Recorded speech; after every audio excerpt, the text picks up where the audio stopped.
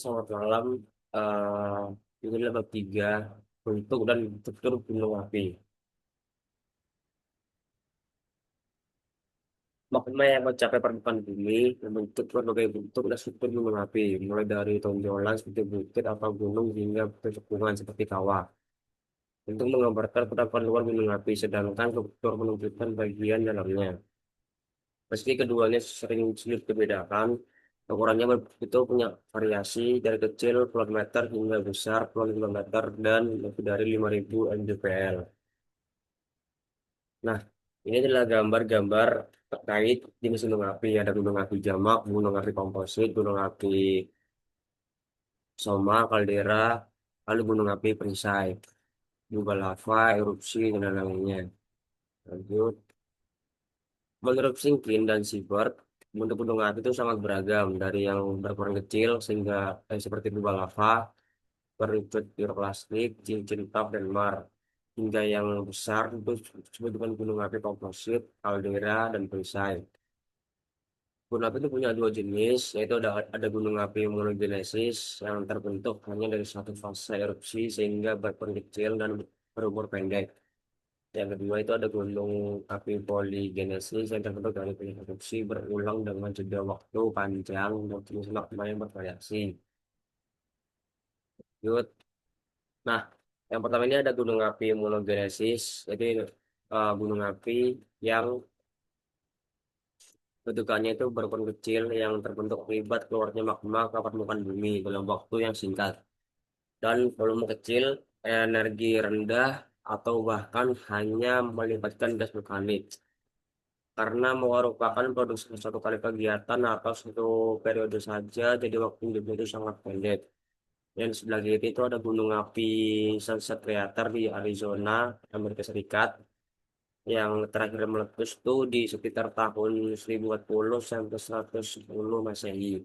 Di sebelah kanan itu ada Gunung Api Purba, Mageran di Yogyakarta, itu di Gunung Kidul, yang meledusnya itu di periode tersier sekitar 60 sampai 30 juta tahun yang lalu. Nah, ini adalah gambar kubah lava di Islandia yang dikenal dengan nama Herdobreyje. Apa sih kubah lava itu?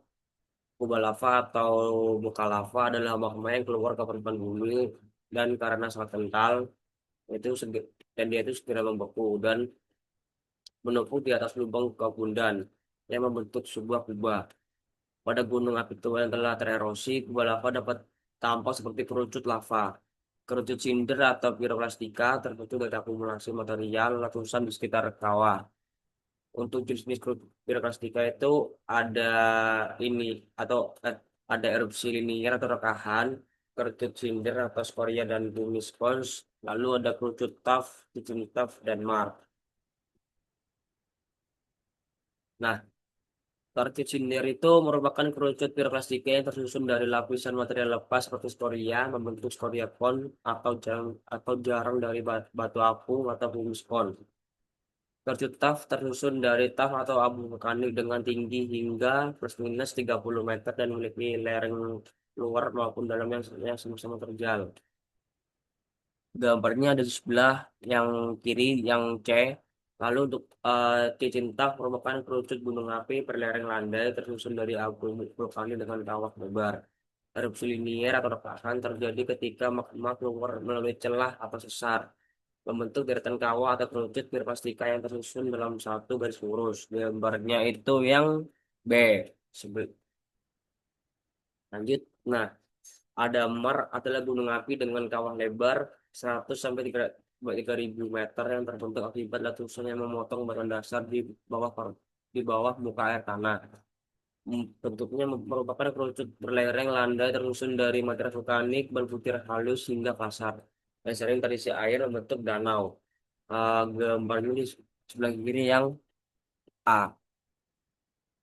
Nah, ini adalah tabel terkait parameter dari tiga jenis gunung. Tadi itu ada Mars, Jintang, dan juga Krakatau yang yang ada yang ada di sebelumnya.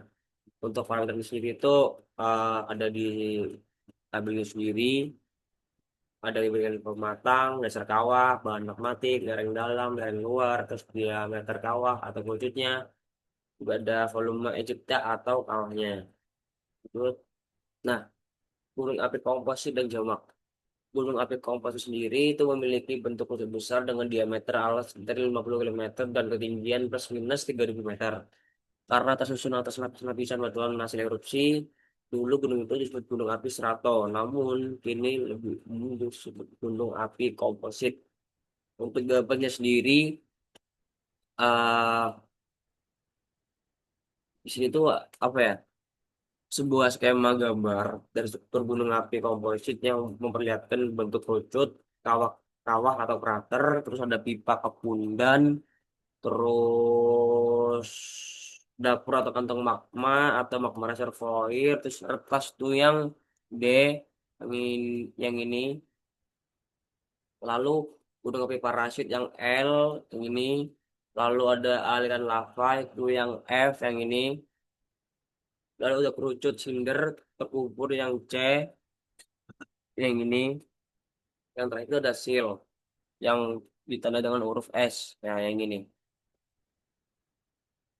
Lanjut. Contoh gunung api komposit yang aktif pada masa kini itu di kiri ada gunung api Merapi dan kanan ada gunung Gunung Semeru. Untuk gunung api Merapi sendiri itu di sebelah utara kota Jogja di Jawa Tengah yang merupakan gunung api komposit di Indonesia yang punya ketinggian 2.911 mdpl dan gunung api Semeru di Lumajang Jawa Timur sebagai gunung api komposit tertinggi dengan ketinggian 3.676 mdpl. Lanjut. Nama gunung api komposit dipakai karena tersusun dari beragam material seperti bauxit, taf, dan lava yang berselang-seling. Berbeda dengan istilah strato yang hanya berarti berlapis. Komposisi batuannya bisa bervariasi dari basah hingga asam dan kadang terdapat intrusi dangkal seperti retas atau sil. Gunung api komposit umumnya terbentuk di zona subduksi termasuk di Indonesia. Apabila gunung api komposit terdiri dari atas dua kerucut atau lebih dengan ukuran relatif sama besar dan sama tinggi, maka gunung api tersebut dinamakan gunung api jamak. Gunung api kerucut komposit dan kerucut jamak mencerminkan fase pembangunan gunung api. Gunung api monogenesis yang kecil dapat berkembang menjadi gunung api komposit atau jamak seiring pertumbuhannya. Seperti pada gambar itu ada gunung Sumbul dan gunung Sindoro. Nah, apabila pada satu daerah banyak dijumpai lubang erupsi sedemikian rupa sehingga sering terjadi tumpang tindih baik lokasi erupsi maupun endapannya, maka wilayah itu dapat dipandang sebagai kawasan kompleks gunung api. Contohnya, pada gambar itu ada kompleks gunung api Bandung Raya di Jawa Barat. Antara lain itu ada Gunung Talaga Bodas, Gunung Papandayan, Derajat, Kamojang, Guntur, Gunung Patuha, Malabar, dan Gunung Sunda, Burangrang, Tangkuban Perahu sampai Tampomas. Nah, apabila gunung api mempunyai kawah yang sangat besar dan punya diameter yang lebih dari 2.000 meter, maka gunung api tersebut dinamakan gunung api kaldera.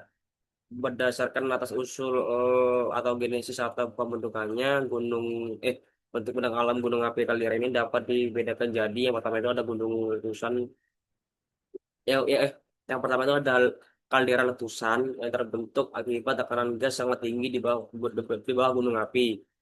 Gas itu komposit yang menyebabkan ledakan besar. Contohnya itu di kaldera Tengger di Bromo.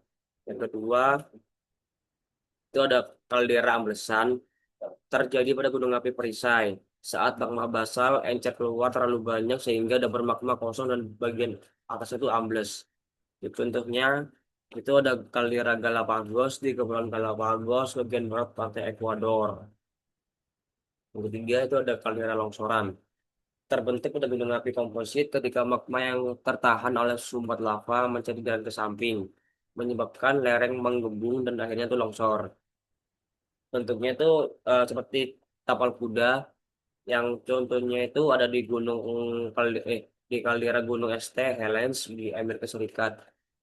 Nah, tadi kan di state ya apa itu gunung api Perisai. Nah, bentuk gunung api yang paling besar dan tinggi adalah gunung api Perisai atau gunung api Tameng atau Shield Volcanoes. Ada tipe gunung api Perisai yaitu tipe Islandia, terus tipe Hawaii dan tipe Galapagos. Gunung api ini mempunyai sudut lereng yang sangat landai, tersusun oleh perlapisan aliran lava berkomposisi basal, contohnya gunung api Skjaldbreiður di Iceland. Sebagai salah satu gunung api tipe perisai atau Tameng Shield Volcanoes yang terbesar di Iceland. Nah, untuk ringkasan sendiri dari bab 3 ini sendiri itu bahwa bentuk dan gunung bentuk dan struktur gunung api itu terbagi jadi dua kelompok.